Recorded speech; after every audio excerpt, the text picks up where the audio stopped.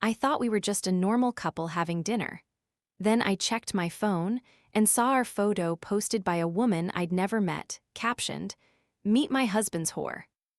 It was supposed to be a soft Saturday night. The kind where everything feels warm and harmless. We were at a tucked-away restaurant in West Hollywood, dim lights, overpriced cocktails, a booth just private enough to feel intimate without screaming secrecy. He took my hand across the table. He smiled like only someone relaxed in love does. I remember thinking, this could be real. Not fling real. Not situationship real.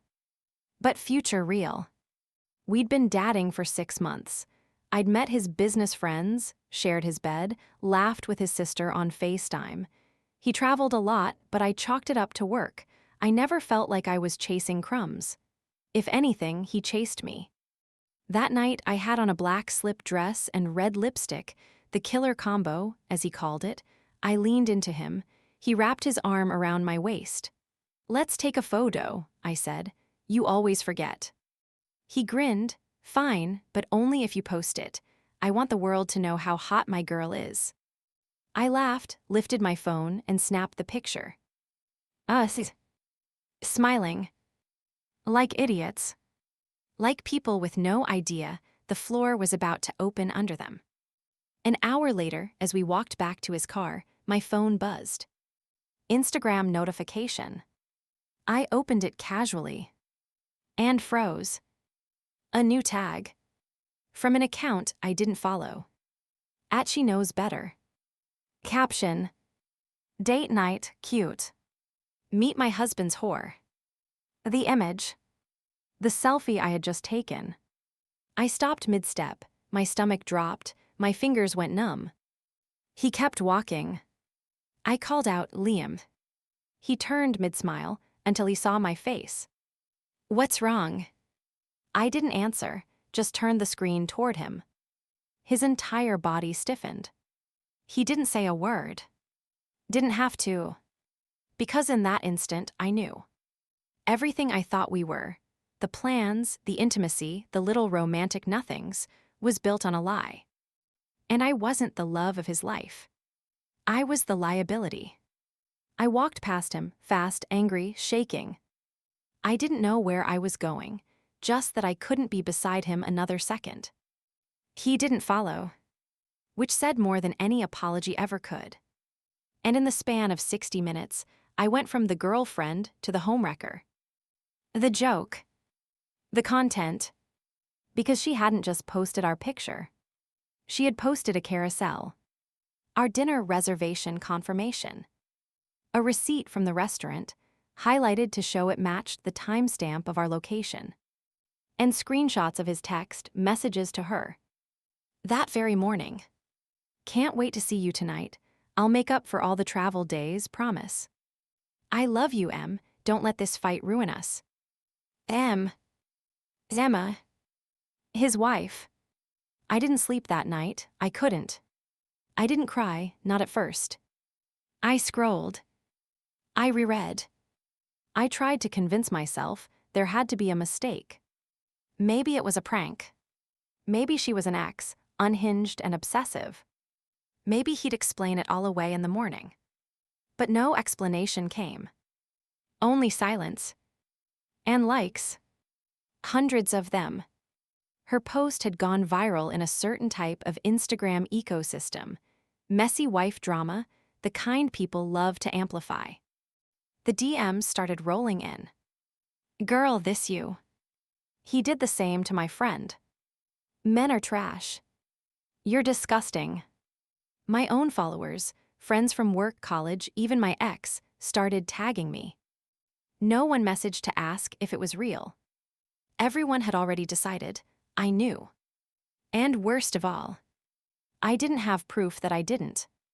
Because what kind of woman dates a man for 6 months and doesn't realize he's married? Apparently me. That was just the beginning. By the time I got up the next morning, Emma had posted again. And this time, she had a plan. The first post was a declaration. The second, a campaign, and I was its villain. Emma's new post was pinned to the top of her Instagram. It was a reel this time. Footage of her wedding day, Liam beaming beside her, spliced with screenshots of my face from our dinner selfie. Set to an acoustic version of Before He Cheats. The caption, "You can have what's left of him. I'm done cleaning up after boys who play house with side pieces." My name wasn't tagged. But it didn't need to be. The comments had already found me. At Jessicadler Elmau this you. Thought you were a boss, babe. Turns out you're just basic trash.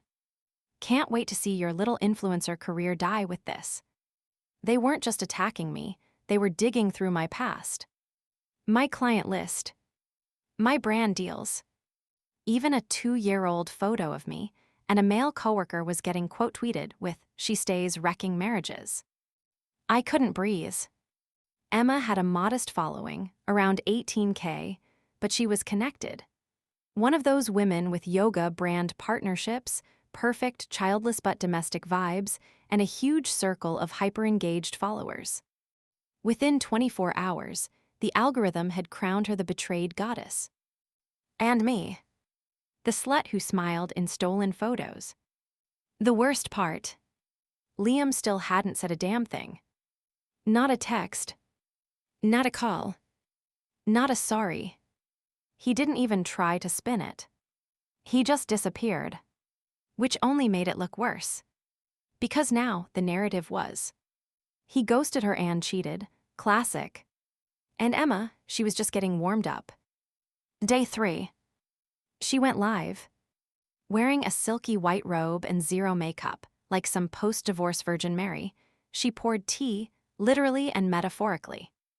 I stayed quiet for years, she said, supported his travel, handled the fertility journey solo. I even forgave him once before. But this. She tilted the camera and zoomed into our selfie. This is what broke me. That clip alone got 200,000 views. I know. Because I watched it 3 times. Not because I didn't believe her. But because I needed to understand, how did I miss this? How did I not see he was married? Where were the red flags? Looking back, they were there. They just looked like boundaries. He never stayed over back-to-back nights, said he slept better at home. He was always weirdly strict about who took our photos, insisted we use timers or his phone. He traveled constantly, and even when we were in the same city, he was oddly private with his phone. But it didn't feel malicious. It felt like the emotional caution of a man previously burned. A man with a past. And I respected that. I wasn't needy. I wasn't clingy. I gave him space, and in return, he gave me what felt like commitment. But now I see the truth. He gave me the illusion of commitment. Because when you don't know, there's someone else. Every moment feels exclusive. Every kiss feels sacred. Every lie feels like love. By day 5, I was in hiding. Deleted Instagram. Muted Twitter. Paused my freelance projects. Even my mom called. She didn't ask what happened. She just said, "Come home for a bit, please." And that's when the next blow landed. A DM from one of my oldest clients. "Hey Jess, just saw the drama. Think it's best we pause our Q2 campaign. Brands trying to stay out of controversy."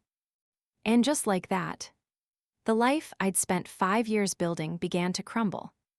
Not because I cheated. Not because I lied. But because I trusted someone who did both and got caught in the wreckage. And for the world, that was enough to crucify me. Still, one question haunted me. Why would Emma post that selfie?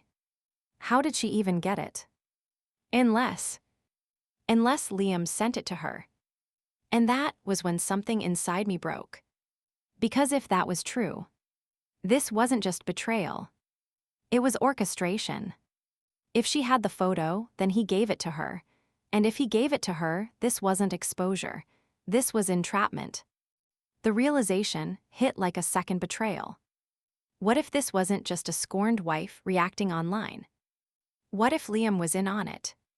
A theory, sure, but the timeline nagged at me. Let's walk it back. We took that photo at 8:03 p.m. I uploaded it to my stories by 8:10. Her post, the one with that same photo, went up at 9:16. Barely an hour later. That's not enough time to dig, download, and repackage content into a public takedown campaign unless she already had the picture. And if she had it before I made it public, there was only one way she could have gotten it. From him. I started digging. My hands shook as I pulled up our message threads, trying to track the last few days for gaps or clues. One detail popped out. The night before our date, Liam had texted, "Dinner on me, dress killer." But it wasn't our usual thread. It was a fresh one, new bubble, same number. He'd deleted the old thread. Why? I remembered that we'd had a full archive, hundreds of messages, jokes, photos, late-night thoughts, and suddenly it was gone. Which meant he'd prepped for exposure. He'd wiped his side of the tracks, while mine were left to rot. I wasn't the mistress. I was the fall guy. And then came the final breadcrumb. An email from a fake burner Gmail account. No subject line, just one sentence. "You weren't the first." Attached were screenshots. Other women. Other photos. Other posts, some private, some archived, where Emma had aired similar betrayals in curated, viral-friendly form. It was a pattern. Liam would cheat. Emma would find out. They'd package the scandal as content. And the other woman, unwitting always, would take the hit. The likes. The outrage. The brand virality. The perfect couple narrative that crumbled, only to be rebuilt for the next arc. They weren't breaking up. They were co-creating drama. An algorithmic open marriage. And I was just season 5. The fury that rolled in was pure and volcanic. Not just at Liam, but at Emma. Because she knew. She knew I wasn't in on it. She knew the look in my eyes in that photo wasn't one of guilt. It was of someone who thought she was loved. And she exploited it. Because why go after him when you can humiliate her? When women weaponize social media against each other, the world watches. And clicks. And subscribes. And forgets that there's a real person behind the other woman caricature. I could have walked away. Gone quiet. Buried myself in shame and job loss and broken trust. But something in me snapped. Not out of revenge. Out of truth. Because this story was bigger than me. It was about public misogyny disguised as empowerment. It was about serial manipulation served with an influencer smile. It was about men who cheat and women who monetize pain instead of confronting the source.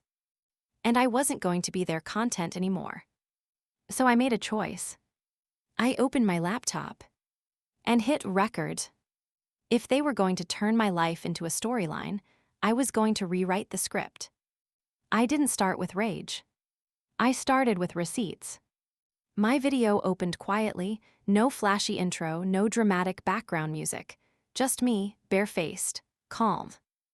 "Hi, my name is Jessica Taylor. You may know me from a viral post where I was called a homewrecker. I'm here to tell you my side of the story, not to make excuses, but to fill in the pieces the internet conveniently left out." Then I laid it all out. The selfie we took, time-stamped and unedited. The original text Liam sent to set up the dinner. The deleted message thread he wiped clean. The burner email exposing similar scandal patterns from Emma's account. The fact that I didn't know he was married. No ring, no mention, no evidence. The other women. I blurred names, faces, dates. I didn't want to burn the world. I just wanted mine back. I ended the video with one final line. This isn't about me being the victim. This is about how women get pitted against each other by men who ghost accountability and by online mobs that confuse justice with humiliation. I hope, whoever watches this, You at least ask a few more questions next time before you click like. And then I logged off. I didn't refresh. Didn't check numbers. Didn't bite my nails, waiting for a savior comment. I just let it exist. It took 48 hours. Then the tide turned. Slowly, then fast.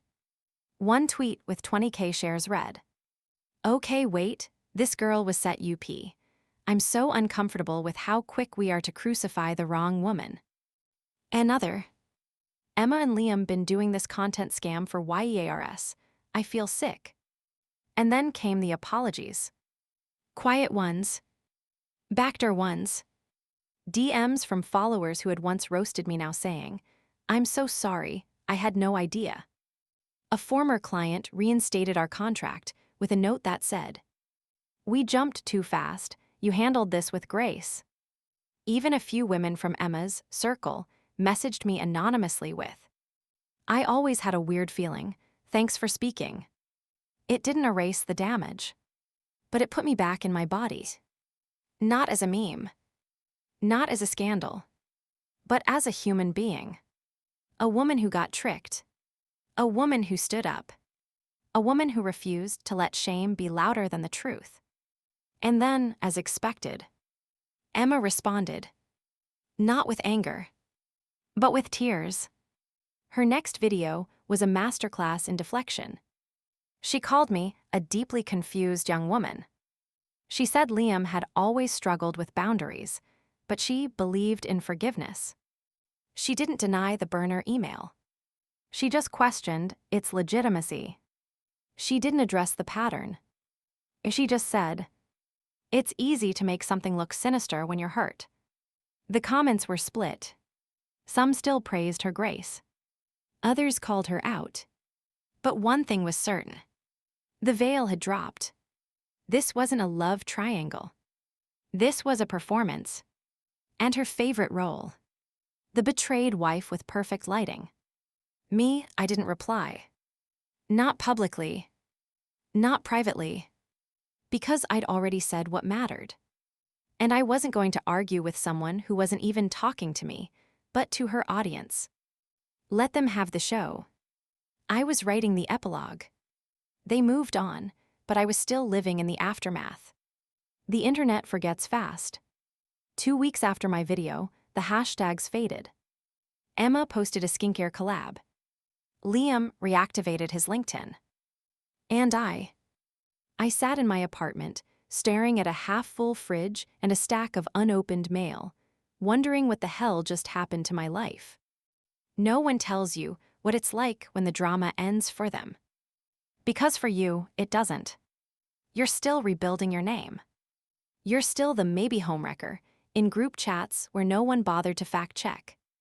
You're still the face on screenshots people saved to whisper about later. It was like being ghost-haunted. Only the ghost was me, frozen in that selfie, smiling like a damn fool. I applied for new gigs. 3 brands ghosted. One offered me 30% less than my usual rate due to reputation concerns. Reputation. A word I never thought would be used against me like a weapon. I didn't break a law. I didn't violate a contract. I dated someone who lied to me. But in the court of social media, that's enough to make you unhireable. And still, I'd have let it go. Moved on. Kept my head down. Started over in a smaller city, maybe, with a new Instagram handle. But then I got the message. From her. Emma. We should talk, woman to woman, no phones, just coffee. It was so casual it felt like a prank. But curiosity is a sick drug. So I said yes. We met at a neutral spot, some overpriced health cafe in Venice with wheatgrass shots and beet foam. She wore sunglasses and a silk blouse. I wore nothing but spite under a thrifted hoodie. She smiled like we were old friends catching up. Jess, I know this was awful, and I know it hurt. I didn't respond. She went on. You were a story, we were all characters, but things spiral faster online than you think. I wasn't trying to ruin you. I finally spoke. You called me a horse. She paused, tapped her glass. Yeah, I did, but the internet loves a villain. And Liam, he'll never be it, not really, you were just easier. It wasn't an apology. It was a reveal. The game. The awareness. The calculated cruelty, dressed in girl-boss soft tones. She leaned in. You were just the latest girl who thought she'd be the exception. To what? To Liam's pattern, to our pattern. She sipped her drink. But don't worry, someone else will take the spotlight soon. And just like that, she was gone. I sat there stunned. Not because I didn't believe her, but because I did. It was a machine. A rinse-repeat ecosystem of betrayal and rebranding. And Emma, she wasn't trapped. She was thriving in it. She had turned humiliation into currency. And all I'd done was survive it. But something inside me shifted that day. Because if they could build a narrative, so could I. If they could profit from pain, I could transform mine. I didn't want revenge. I wanted ownership. So I got to work. They turned me into a villain for clicks. I turned their drama into a platform and took back my voice. I didn't plan to go viral again. At first, it was just a series of quiet posts. No names. No faces. Just raw, unfiltered thoughts. I called it The Other Side. A Substack. A TikTok series. An Instagram account with a blank bio and a black and white profile picture. It was my space. Each post began with the same line. I was the other woman, and I didn't know. And then I'd tell stories. Not just mine, but stories from women who wrote to me, dozens at first, then hundreds. Women who had been lied to, manipulated, used, then left to rot in the comment sections of strangers. And suddenly, I wasn't alone. My audience grew. So did the impact. By month 3, I had 75K followers on TikTok and a newsletter with 10,000 subscribers. By month 6, I was doing interviews. Not the tabloid kind. The meaningful kind.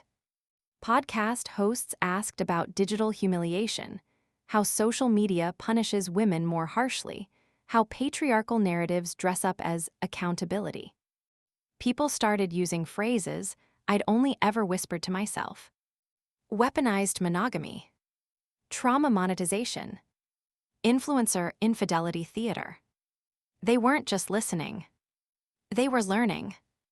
And then came the offer. A publishing house DM'd me. They wanted a book. Not a takedown.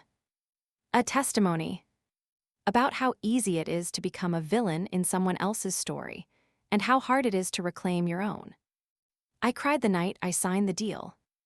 Not because I felt victorious, but because I realized what they tried to destroy in a viral post, I had turned into a platform for survival. Meanwhile, Emma and Liam faded into the next controversy cycle. Their followers dropped. A few resurfaced screenshots from older betrayals started circulating with commentary like, "Wait, are these people just recycling drama for attention?" They didn't go down in flames. They went down in quiet suspicion. No one canceled them. But no one trusted them either. And in their silence, I found my volume. One of my last viral videos was titled, "What Happens When You Stop Being Someone's Plot Twist and Start Being Your Own Main Character." It was stitched 12,000 times. Used in self-love reels. Therapist accounts. Even quoted in breakup captions. My pain had become context. Then compass. And finally, communities. I don't hate Emma anymore. I don't even think about Liam. Because they stopped being real people to me the moment I realized. They were never real with me to begin with. They were roles I met on a stage I didn't audition for. But now, I run my own show. And this time, I know exactly who's behind the curtain. I thought I was collateral damage in someone else's love story. Turns out, I was just the first honest chapter. People still ask me, how did you not know he was married? Why didn't you Google him? Weren't there signs? And honestly, yeah, there were signs. But here's the thing no one likes to admit. Love makes you stupid, but being chosen makes you blind. And Liam was really, really good at choosing, just enough to keep me from seeing the whole picture. It's easy to assume the other woman is some reckless seductress, sliding into someone else's marriage like it's a game. But more often, she's just someone who didn't see the red flags because someone painted them white. With lies, with affection, with curated half-truths. And by the time she sees the truth, the internet's already burned her alive. I'm not here to defend being naive. I'm here to say naive doesn't equal guilty. And being lied to doesn't make you complicit. We need to stop treating the other woman like she's the root of betrayal instead of the result of it. I've met dozens of women since this happened, many with stories even worse than mine. Women who lost careers, custody, credibility, all for falling for a man who forgot to mention a wedding ring. And you know what unites us? Shame. The kind you wear long after the headlines fade. The kind that makes you delete photos where you look too happy. The kind that makes you second-guess every new connection, because what if you miss the signs again? But I'm learning to let that go. Because I'm not ashamed of what happened. I'm proud of how I responded. I didn't lash out. Didn't post receipts out of spite. Didn't try to ruin their lives in return. I told my story. I let people judge. And then I used their judgment to build something bigger than it. A voice. A platform. A path for others like me. Do I still flinch when I see an old comment resurface? Sometimes. Do I still worry that my name is permanently tied to the cheating scandal? Yes. But then I get a message like this. Your story saved me. I was about to quit my job from shame, but hearing your version made me realize I'm not alone. That's why I keep going. That's why I don't erase the selfie. Because that girl, smiling unaware, deserves to be seen. Not as a joke. Not as a mistake. But as someone who believed in love and survived its lie. So if you're reading this and you've been humiliated, if someone made you a villain in their viral love story, if the world's been fed a version of you that you barely recognize, write your version. Even if no one believes it at first. Even if it hurts. Because the truth has a longer shelf life than drama. And eventually, your voice will outlast their performance. It did for me. And now, I'm not the other woman. I'm the woman who told the truth louder. And that's the role I was born to play. Subscribe to my Mia's Stories YouTube channel for raw, emotional stories and authentic insights that encourage healing, growth, and understanding. Don't forget to be part of a supportive space where stories inspire and lessons resonate. What do you think about this story? Let us know in the comments. Your opinion truly matters to us, and we're here for you.